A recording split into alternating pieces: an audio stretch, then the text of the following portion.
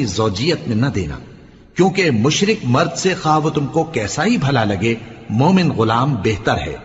یہ مشرک لوگوں کو دوزخ کی طرف بلاتی ہیں، اور اللہ اپنی مہربانی سے بہشت اور بخشش کی طرف بلاتا ہے، اور اپنے حکم لوگوں سے کھول کھول کر بیان کرتا ہے تاکہ نصیحت حاصل کریں۔ اور تم سے حیض کے بارے میں دریافت کرتے ہیں، کہہ دو وہ تو نجاست ہے، سو ایام حیض میں عورتوں سے کنارہ کش رہو،